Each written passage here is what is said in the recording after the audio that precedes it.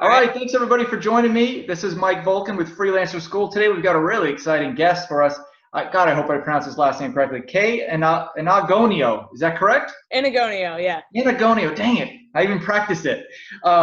She is a content creator specializing in photography, videography, and editing. And she hosts a podcast called Project Freelance and is the lead vocalist for a band called Chasing Satellites. And I'll put a link to all of this in the show notes.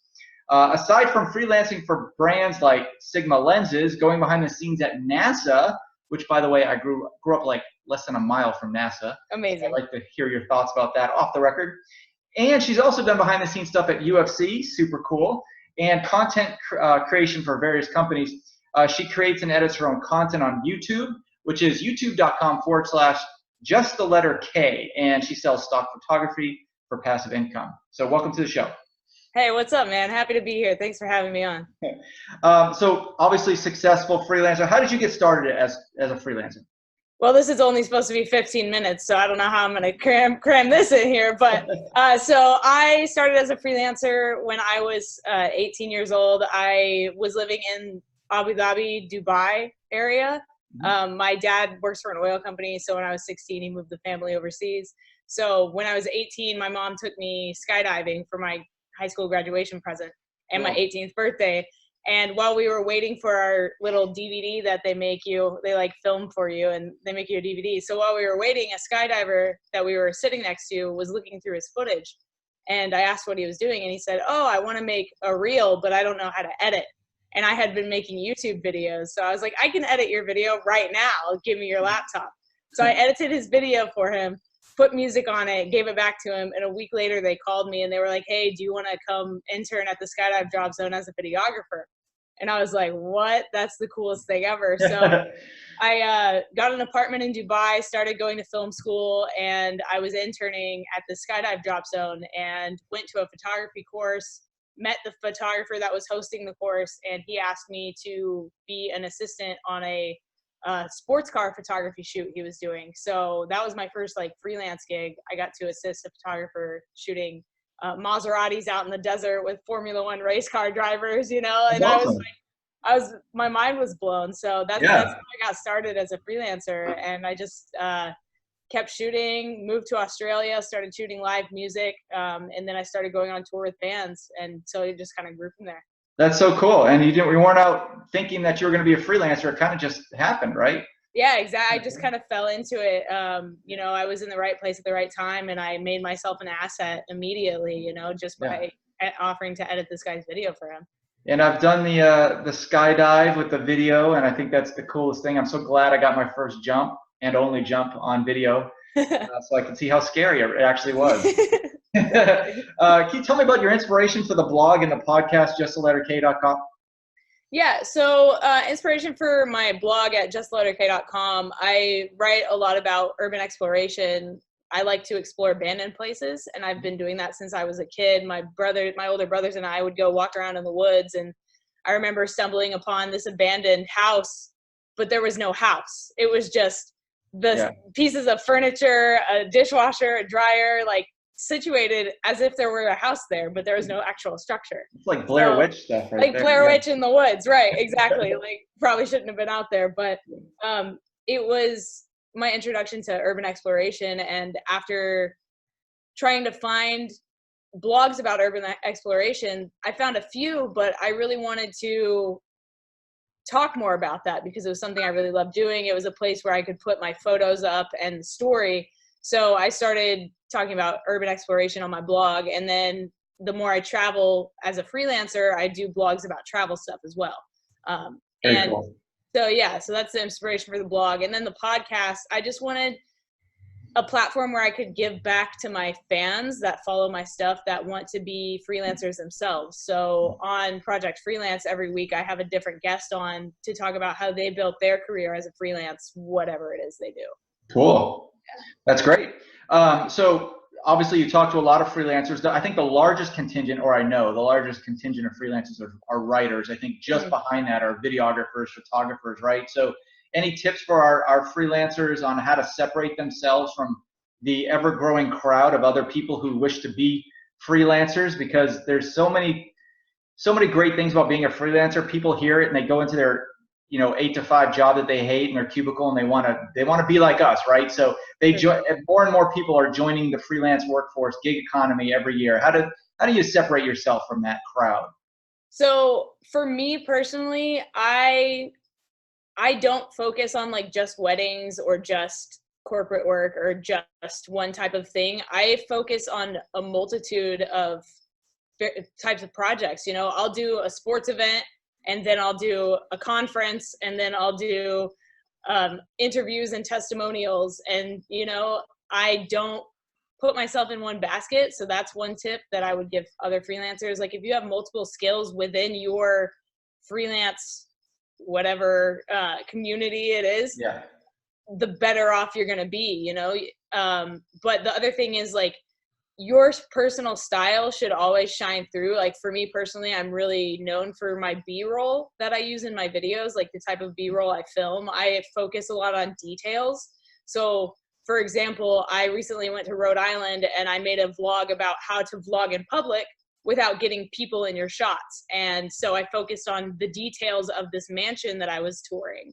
So I was going through this mansion and it's full of people. And I was like, this place is beautiful, but all these tourists make it look like crap, They're all photobombing, like, what's exactly, up? yeah. So I focused on the details, like the sconces, the clocks, the woodwork, like the details of this mansion, and made this video that really makes it shine and doesn't take away from the energy of that. So your style, you just have to find your unique style. And once you find that style, it will really push your content to the next level. Yeah, that's a really good tip. Kind of find your brand and go with your brand. Exactly. What has been your favorite project that you've worked on? Your ideal client? Is there one? I mean, client-wise, I just recently, like you said in my bio in the intro, I just recently shot at a UFC fight, UFC 241, which was a rematch with Stipe Miocic and Daniel Cormier, and these two fighters had this huge fight previously, and so this was like them coming back and doing it again. So it was an amazing experience. It was my first time at a UFC fight. I was in the locker room with these fighters like the whole time, and like I was following the story of this fighter named Gabriel Benitez. And so for a week I was with him during his training, and then all the way up to the fight, his weigh-ins, the actual fight, the results, everything. And so I think to date, that's probably been one of my favorite, because I've always loved the UFC. I've always been passionate about that. So to be able to bring my work into it is awesome. amazing. And I made some amazing contacts there. And I literally got off the phone last night with a photographer at the UFC, and he wants me to shoot video with him. So, I mean, it's like, it was a great networking opportunity. You never know what's going to happen when you go to Yeah. I mean, that's some of these jobs, they lead to jobs that you never would have imagined. That's awesome. And so far I've heard Maserati and UFC and skydiving, and sounds like a pretty freaking cool life you've built so far for yourself. What film projects do you have coming up? So currently I'm trying to get in, I want to do more music videos. So next year I have a goal to film 5 music videos, at least 5 music videos. I've had a 5-year goal to film a docu-series about Elon Musk. So I, started with baby steps. I got behind the scenes at NASA. I got to go to NASA, film behind the scenes, go to where the Apollo rocket was launched, and stand where the astronauts stood, and like, so baby steps. I'll get to Elon eventually. It just starts. So trying to connect with rocket photographers, things like that. I really want to film and edit a movie, like a feature length. I've wanted to do that for a while. So yeah, a couple projects in the work right now. Yeah, it sounds like it. Now, do you have to find investor funds to do your own full feature length video? How does that, or your film? How does that work? Do you fund it yourself? I wouldn't be producing it, so I would find somebody to fund it, either by crowdfunding it, or I would get on something that's already in production. You know what I mean? Like, I've been speaking with a guy who's working on a psychological thriller who mentioned needing an editor, and so that's kind of, I'm trying to get in there, because I'll see if I can edit his film and then do something bigger, and film one, because at the end of the day, I prefer shooting over editing, because I have control over what I'm making when I'm shooting it. you know. I can imagine that. Yeah, I imagine there's a pretty big dichotomy between shooting and editing too. For sure. One of them, you're out and about and being social and extrovert, and then you're in your computer doing your thing, and you don't talk to anybody probably for days, right? Yeah, and you're antisocial, and you lock yourself away in your cave. And I live alone right now, and I'm like, I need to get around other people. I need to get some roommates in here, you know. Yeah, I hear that. Was there a big breakthrough for your business that you said, oh, you know what? Now I'm officially like a full-time freelancer. I've made it. You know, is there one client or one project that sticks out at you more than any others?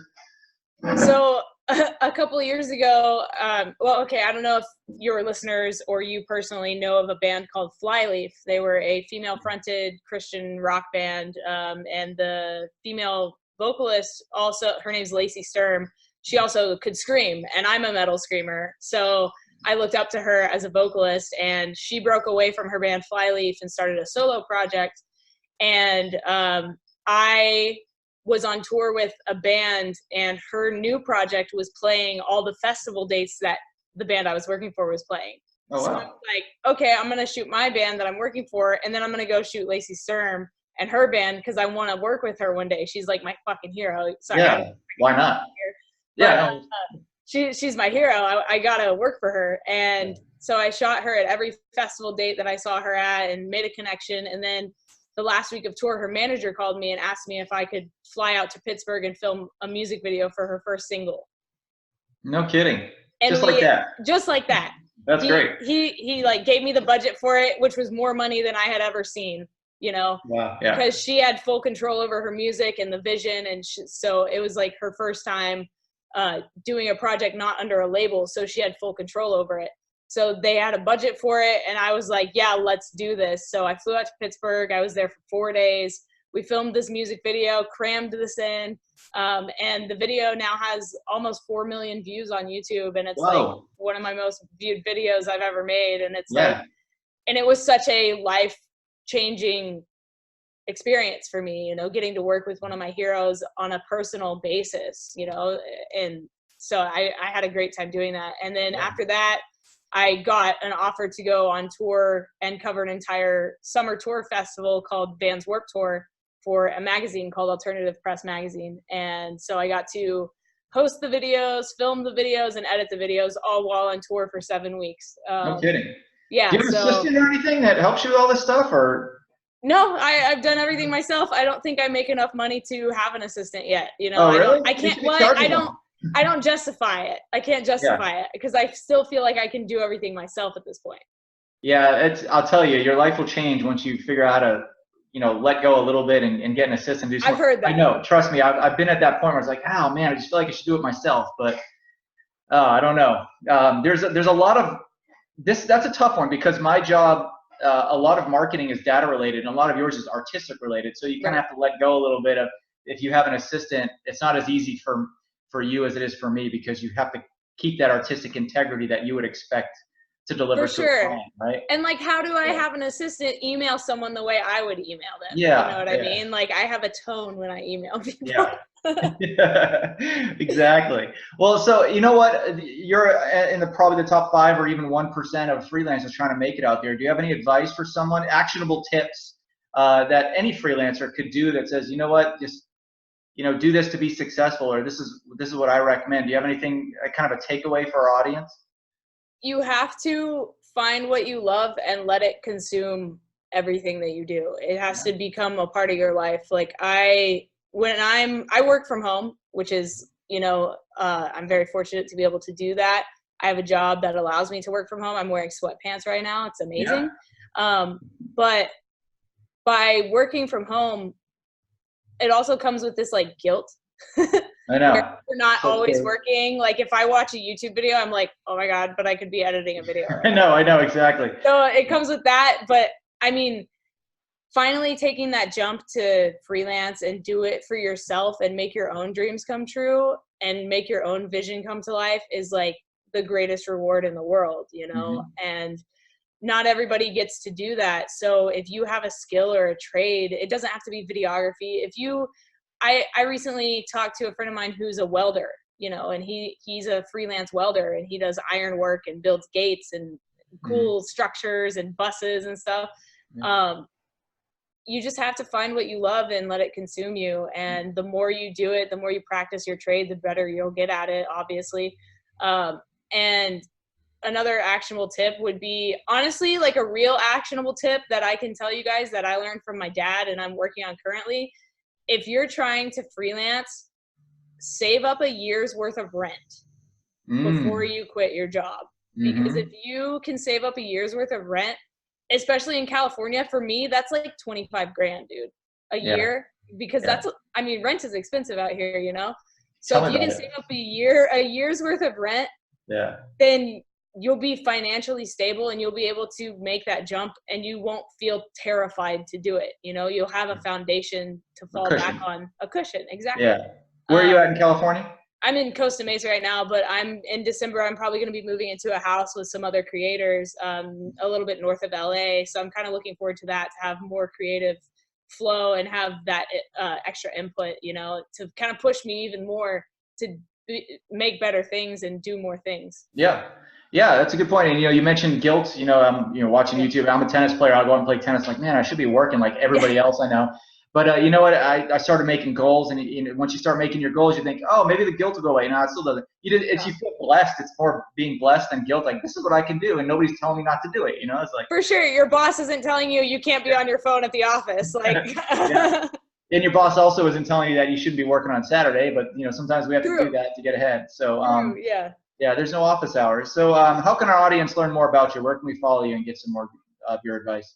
So I'm sure you're going to put all the links down in the show notes. My last name's kind of hard to spell, but on Instagram, I'll spell it right. Okay, perfect. On Instagram, you can follow me at K Enagonio, or my photo and video Instagram page is no.tracers. You can find the blog at justtheletterk.com. Follow my YouTube adventures. I explore a lot of abandoned places, go behind the scenes, film music videos, do all kinds of travel and adventure stuff. And I talk a lot about how I became a freelancer on my YouTube channel, which is youtube.com/justtheletterk. And I host a weekly podcast called Project Freelance. And it comes out every Monday at 11 a.m. Pacific Standard Time. And you can find that on iTunes, Anchor, Spotify, Podbean, wherever you listen to podcasts. I do. I like that. That's a great podcast. It's one of the ones I listen to while I'm in the gym. So I get updated every Monday. I get the alert. It's very cool. Can you send me a link to your band so I can put that in the show notes as well? Oh yeah, absolutely. Chasing Satellites. We got a new song that just came out actually called Houston, We Have a Problem. So yeah. You guys are into space themed stuff, definitely check that out. Chasing Satellites. I sing and scream, and it's kind of just a solo project. So all right, I'm gonna have to go have a listen then. I'll listen to it on Tuesday since your podcast comes out on Monday. I hope you go to the gym when you listen to it because it's pretty heavy. All right, sounds good. Thanks so much for joining us. We'll have you on again in the future. We'll talk some more about freelancing. Absolutely, I'll have to get you on my podcast. All right, thanks, Kay. All right, thanks, man. Bye.